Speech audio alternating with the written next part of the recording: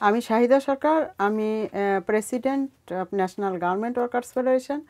আমি শ্রমিক ছিলাম। আমি 3 বছর গার্মেন্টসে চাকরি করেছি। তারপরে আমি ফেডারেশনে ফুল টাইম কাজ করি। ফেডারেশনে অনেক রকমই কাজ করে, তার মধ্যে প্রধান কাজ হলো শ্রমিকদেরকে সংগঠিত করা এবং শ্রমিকদেরকে ট্রেনিং করানো, সচেতন করার জন্য ট্রেনিং করানো এবং আইনি সহায়তা দেওয়া।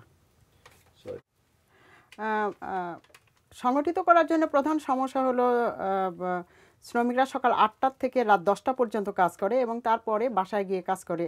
আপনারা জানেন যে বাংলাদেশে প্রায় 4,500 ফ্যাক্টরি, তার মধ্যে 25 লাখ শ্রমিক কাজ করে, যার 85% নারী শ্রমিক। এই নারী শ্রমিকরা সকাল 8টা থেকে রাত 10টা পর্যন্ত কাজ করার পর আবার বাসায় গিয়ে কাজ করতে হয়, যার কারণে তাদের সংগঠনের সময় দেওয়ার সময় আসলে থাকে না, এক। আর দ্বিতীয়ত শ্রমিকরা খুব গোপনে আমাদেরকে সংগঠিত করতে হয়। কোনো কারণে যদি মালিক জানে যে শ্রমিকরা সংগঠিত হচ্ছে, তাহলে খুব দ্রুত আসলে শ্রমিকদেরকে বের করে দেয়। এটা একটা সমস্যা।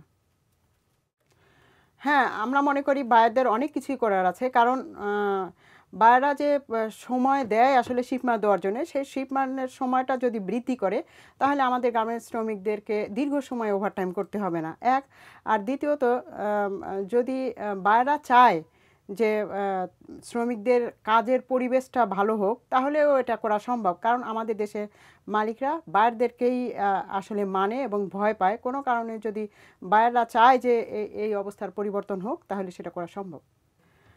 আমরা মনে করি যে আমাদেরকে এমনিতেও সবসময় সহযোগিতা করে যাচ্ছে, তারপরে আমরা মনে করি যে বায়ারদের একটা ইমেজ আছে, যে ইমেজটা আসলে কোনো সময় তারা নষ্ট করতে চায় না।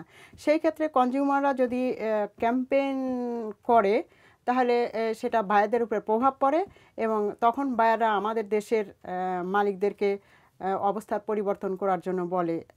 এটা একটা ক্যাম্পেইন একটা ভালো ভূমিকা আসলে কনজিউমারদের হতে পারে।